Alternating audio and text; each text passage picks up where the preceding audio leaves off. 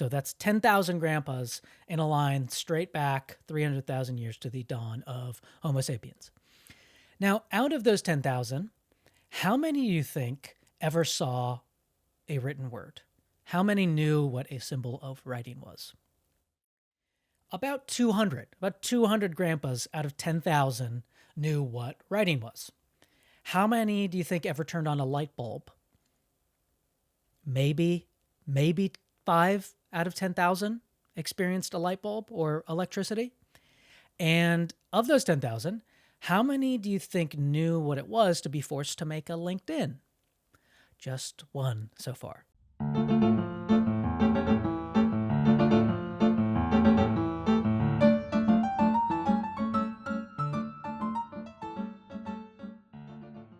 Welcome to Pray for Rain. I am your host, Jack Willis. I come to you live and alive from the Brooklyn bunker this afternoon. Most of the snow has melted, but we are not yet out of the winter of my discontent. But here's to hoping that we turn the corner soon. The other morning, I was sitting at this desk and I was talking to ChatGPT about the Norman invasion. I don't know why. I was asking it some questions. And in the middle of that conversation, it said to me, well, it makes sense you'd ask this because of your interest in Prussian military history. And I thought, what the f***? I'm not interested in Prussian military history. I've never once talked with you about Prussia.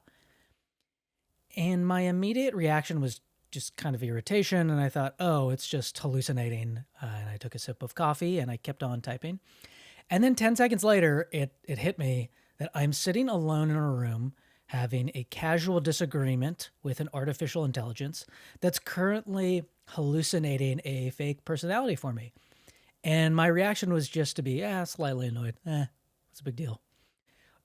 And then it dawned on me just how quickly we have completely absorbed the craziest technological leap of our lifetimes. It's been out for a few years and it's already just background noise in my life. And I've been thinking a lot about how accustomed we have become to massive change. The past few generations of humans have lived through unbelievable amounts of societal and technological transformation. And we seemingly are about to go through maybe the greatest change our species has ever known with AI. We've never been here before. It's all fiercely new, all of it. And yet it feels like business as usual. So I did some very rough back of the napkin math here, so don't quote me on this.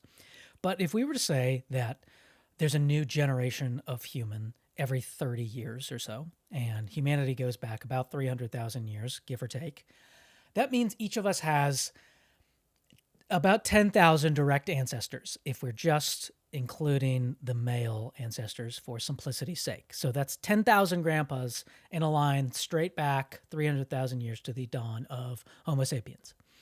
Now, out of those 10,000, how many do you think ever saw a written word? How many knew what a symbol of writing was? About 200. About 200 grandpas out of 10,000 knew what writing was. How many do you think ever turned on a light bulb? Maybe 5 out of 10,000 experienced a light bulb or electricity.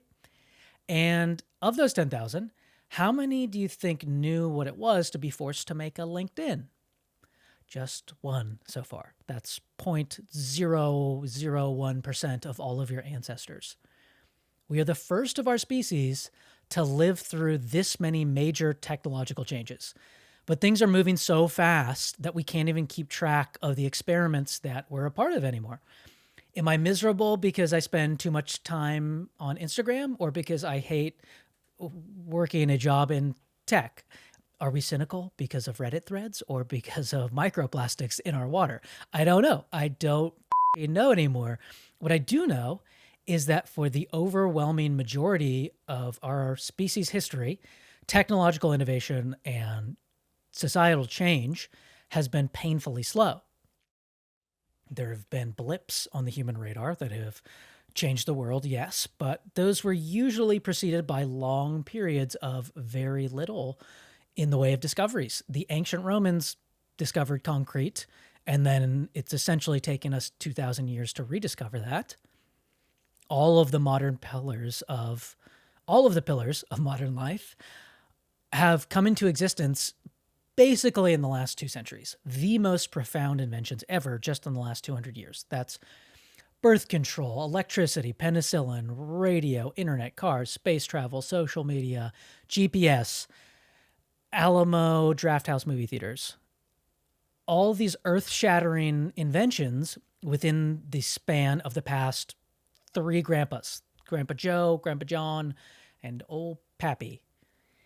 And if you picked just one of these technologies and you dropped it on a past civilization, it would turn them inside out. Imagine if you gave the Aztecs birth control in the year 1300, you just let them decide who could or couldn't have children. The population would plummet because more Aztec women would want to enter the basket weaving workforce. The world would have been changed forever. But for those of us alive in the past 100 years, we've experienced all of these things at the same time. And we still don't know the implications of all of this stuff because it hasn't been around long enough. We haven't experienced it long enough to discern what's doing what to us. We just figured out that there are other galaxies in the universe almost 100 years ago on the dot. Almost every human who has ever lived didn't know what gravity was, or that we orbited the sun, or that we are actually in a universe full of galaxies. The lights just turned on for us.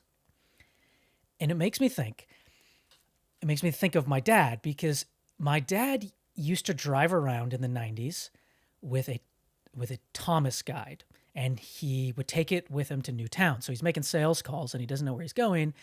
And in order to navigate the towns, he'd have to pull over, and he'd pore over this encyclopedia of maps in order to find his way around. A real cartographer. Me, his son, will get an estimated commute time to Chipotle, a notification from Google Maps that I didn't even ask for, unprompted. It knows me so well. I'll just be walking around the city and it'll be like, oh, you're 12 minutes out from Chipotle. Think, what the hell? I didn't even say I wanted to go there right now. And my grandpa practically used a sundial and a finger in the wind to navigate, and we have an issue of too many satellites in orbit. We have a space junk problem. Everything about my life is tracked or monitored or algorithmatized and delivered to a computer in my pocket. I'm just pushed and prodded by electronic stimuli all day. We all are. And it's not just that life is faster, which it is, but it's that the medium of life has changed too. There's more of reality is mediated and quantified and simulated. And I heard Anne Lemke, I think that's her name, the psychologist who wrote Dopamine Nation a few years ago. She was on a podcast recently, and she was talking about how there's been a rise in instances of depersonalization. I'm not sure if it's a rise in aggregate or if she's just seen that in her practice. But anyways, she's seen more people with experiencing depersonalization, which is when you feel that you're not real. You're not a real person, which is fucking terrifying. And it sort of makes sense because so much of our lives is now mediated through screens, where it's not hard to imagine why somebody would have a hard time discerning between reality. We're just looking at screens all the time. And for the majority of human history, we've just been outdoors with other humans all the time, not too far from home. And seemingly within the last 2 centuries, we have totally reversed those trends. We now live in these simulated environments indoors all the time. I saw a statistic from NPR that said that the average American spends 30 minutes a day or less outside, which is sort of startling. But at the same time, I'm not totally lamenting that because we live much longer. And I think some of that is a consequence of not being exposed to the elements as much. And I think about our ancestors. The amount of UV radiation that our ancestors were exposed to is probably shocking. I bet their cells look like craters on Mars under a microscope. Blah. But The thing that amazes me is that we're so practiced at adapting to change at this point that we don't even really think about it anymore. It's just part of my day to Slack my coworkers and then have access to functionally infinite amounts of media all the time. We take on new technology so quickly and without much reservation. My grandpa, he had a small farm in California, and they would use canals to irrigate the farms. And he didn't know when the water would come through the canals. The irrigation district would send it, but you only had a couple of day window, and there wasn't good technology around when it was going to come. So what he would do is he would wake up at the crack of dawn. It's dark outside and 4 a.m. and he'd bring a pillow with him out and he'd lie down next to the canal and he would dangle his leg in the canal. So when the water finally came, it would hit his leg and it would wake him up and he'd know to open the canal doors and to shut them when the field was irrigated. Me, his grandson, gets notified when my sleep score falls below 75 because I was up until 2 a.m. looking at Zillow listings or something. Things are totally different for me than they were for him. And I'll think, well, of course my grandpa doesn't understand what's going on with technology, or he doesn't understand my job in tech. But that's a modern convention. The idea that everything should be totally different from how it was for my grandparents. Because traditionally, we've been expected to inherit the profession of our ancestors. And that's where we get so many of the surnames in English, like Cooper or Fletcher or Miller or whatever. I have trouble even explaining what I do to my grandparents. I describe what I do to them in the exact same way that I do to my 5-year-old niece. For most of human history, we have lived with the knowledge that the life for our descendants will be more or less the same as it was for us. Maybe some minor improvements here or there. Sure, the heads of state might have changed at different times, and there could have been barbarians at the gates. So the outlook could have been bleak.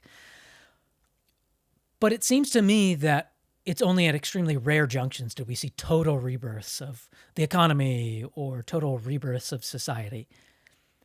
So what happened in human history to allow such a rapid change in the rate of change? What pulled us out of the dark and into the blinding light? That would be the miracle that is liberal democratic capitalism, just a revolution in the rights of the individual combined with free markets, flung our species out of the long night. And ever since, populations have been on the rise, and so have life expectancies and technological advancements. It's just spiked from there. But to understand just how stagnant human history was, you just have to look at a population graph. Now, obviously, nobody was taking a census in the year 10,000 BC, so take these numbers with whatever salt you need to. But there's some estimates that I saw that said that at the dawn of agriculture, there were about 5 million humans on the entire planet. And then 10,000 years later, right around 1 AD, so a year after Christ died, we had just barely crawled to around 250 million. And then it took literally all of human history up until the year 1800 just to get over 1 billion people. And then we were cooking because it took about a century to double the 2 billion. And today we have exploded past 8 billion people. So we are a sudden violent spike on a historically very flat graph. And this also extends to wealth. And if you look at the same flat line for human wealth creation in the past, there was some historical data that I saw, and I think it was compiled by the Madison Project, which, as I understand it, is a reliable source for this stuff. But if you were to adjust it for modern inflation, the estimate that I saw said that the average human in 10,000 BC, which is it's kind of a funny economic statistic, but the average human in 10,000 BC produced an equivalent of about $150 of economic value in a given year. I don't know what they were doing with rocks and spears and shells, but it was pure survival. And then 10,000 years later, in 1 AD, so again, the year after JC died, that number had only crawled to around $800. So almost 2 millennia after that, in the year 1800, your ancestors are still hovering around $1,100 a year. So we were financially stagnant for like 12,000 years. But today, the average GDP per person in the US is like $85,000. So your previous 9,996 grandpas made almost exactly the same amount of money. And then 3 grandpas ago, the graph went totally vertical. We have enjoyed tremendous success in a historically trivial amount of time, which is wonderful. It is a wonderful thing, and we are extremely lucky. But our success comes with a trade-off, like everything. And one of those trade-offs is the speed with which we advance. And the rate of change that we have acclimated to is just insane when I pull my head up and I think about it. We've never known where we're going. The future is just a dark night to us. But it's scarier when you're driving at 100 miles an hour with the lights off as opposed to 5. And if you feel some whiplash by just having basic sentience right now, you're not alone. And I'm honestly surprised that we don't feel more disoriented, which I think is a testament to man's ability to adapt. But it's just made me reflect on how I actually handle change and think about this stuff, especially because we can all feel the sands shifting beneath our feet with AI right now. And I will bounce between what feels like a mild, naive optimism and then outright terror at the uncertainty. But what do you do in the face of such breakneck change? You hold on for dear life. That's what you do. That's one method. For me, it has been helpful. One of the helpful things has been to take a step back and acknowledge that modern life tries to convince us that we are detached from the past and that we've actually evolved beyond our ancestors and that we're not really a part of history. But that's not true. The distant past was only 4 or 5 grandpas ago. We live in a much different world, but we're still a part of this continuous lineage of humans that made it. We are descended from the winners. All of our past ancestors survived something, often many terrible somethings, to reproduce us. And whenever I can remember that and connect with that idea, it makes me feel better. And when I'm curious about the past, it comforts me. It makes me feel like I'm just the next grandpa in the chain and I can weather all this and I don't want to let down all my ancestral boomers. And I usually like to do that by reading about history. It feels good to my brain to just understand what past humans have done. Right now, I am almost done reading The Origins of Political Order by Francis Fukuyama. And it's not a light read. This requires much of you, but it is just a masterclass in understanding how modern states have formed throughout history and how they have adapted or failed to adapt to change. It's super interesting. I cannot recommend it highly enough. Or a lot of the time, and if that's not your jam, there's so many incredible history channels on YouTube that are free, which just blows my mind that we have access to limitless historical content. There's the Fall of Civilizations podcast, and they have these awesome video enactments of their podcast, and they're all several hours long. You're just spoiled for choice, which might not be what I would recommend if you're if you're feeling somewhat anxious about the future of our civilization, to watch the Fall of Civilizations. But the point being, I end up watching a lot of stuff on YouTube, historical content, and it's interesting. It makes me feel kind of connected and a little bit better in a weird way. But you know what actually makes me feel best of all? It's just talking with other humans about everything I'm experiencing, just vomiting out my concerns and thoughts about the future to a friend, and it downregulates my nervous system like Xanax. It's amazing to me and a constant reminder of how important it is to just tackle your problems with other humans, or your perceived problems with other humans. And that's just to say that when we handle things with other people, we handle them better than we do on our own. And Sebastian Junger does a really good job at getting this idea in his book Tribe. And the basic idea of that is that humans actually don't mind hardship or terrifying changes. We're biologically built to survive it. What kills us is feeling like we're not necessary to a group. So we can survive this apocalypse, but we can't survive isolation. So call your mother, start a group with your friends. That's my earth-shattering advice on how to survive the modern life. It's helping me, and I'm trying to keep that stuff in the forefront of my mind, that I feel better when I'm talking with people, when I'm doing things with people. And that is how we will all get through this stuff, I dare say. And if the world is going to accelerate, that's fine. But I'm not going to let it turn me into a disembodied brain in a jar. That is a maxim and reminder to myself, to Jack, to not allow that to happen and to stay connected with the humans. But in other exciting news, there is a new documentary series on HBO, and it is incredible.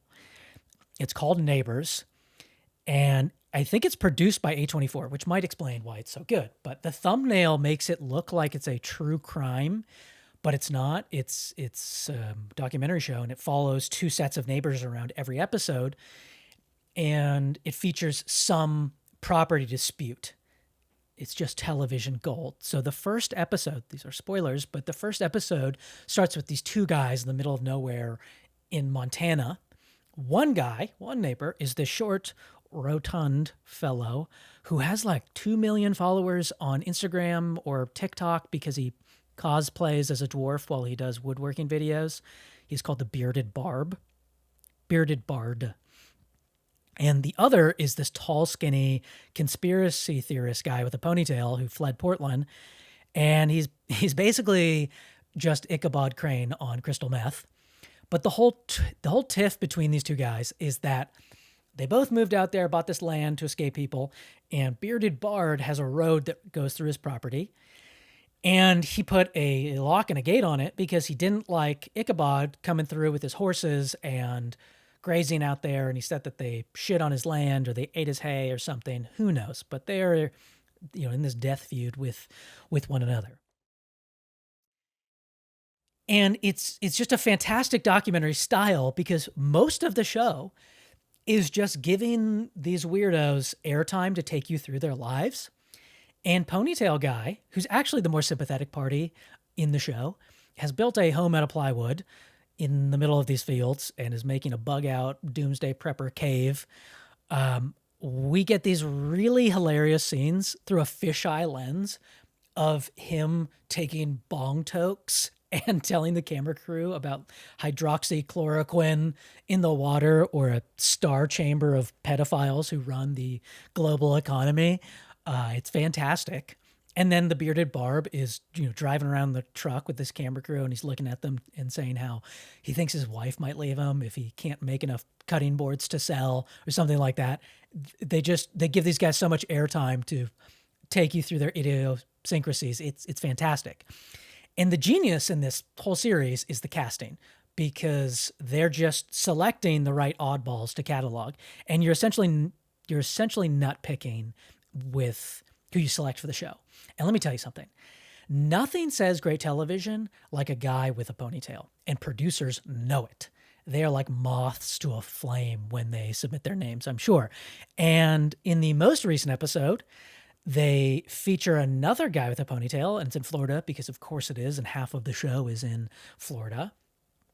Ponytail Guy is this former male stripper who's become convinced that his 80-year-old neighbor has marshaled the rest of the neighborhood to spy on him. He's this paranoid wreck, and they are just at each other's throats because the other party in this is this tiny old Puerto Rican guy who drives around a Vietnam memorial van in his spare time. It's just this chromed out wounded warrior parade float. And the feud began because this old guy thought he was helping out ex-stripper man by mowing part of his lawn. And the ponytail man said that in doing so, he brought weeds from his lawnmower into his yard and it killed all his grass. And he's got all these photos from like 2009 that explain it. And he documents everything about his life. He's got all these photos, and he tells us about this is Ponytail Guy that he goes to every Ellen DeGeneres show at the Orlando Universal Studios or something. It was bizarre. It was hilarious. But the Ponytail Guy keeps on saying how the old guy must be gay because he's obsessed with him. And the camera crew's probing him about this a little bit. And you can tell because he's a little defensive, but he starts telling the camera crew, he's like, I'm not gay. I don't even shake men's hands. I don't have male friends. I don't want them stealing any of my chicks. And I almost pissed my pants laughing because that is the most closeted homosexual thing I've ever heard in my life. And it's also what a villain in an 80s surf movie would say. Me, gay? I don't even look at dudes because I'm out there trolling for chicks. It killed me. So I cannot endorse the show enough. It comes out Friday. And this is a longer PSA than I intended, but it's just incredible. It has a thread of Nathan For You in it, and the cinematography is cool, and they use all these kind of interesting cuts and storytelling methods throughout. So you've got to watch it. You've got to watch it. Neighbors on HBO comes out on Friday. I don't think you will be disappointed. But it's everything on the top of my head right now. I've got to go. What do I have to do? I got to do work. I've got a dog to take care of. Probably get some food. And I don't know after that. But that's all I have for today. So until next time, I am praying for rain.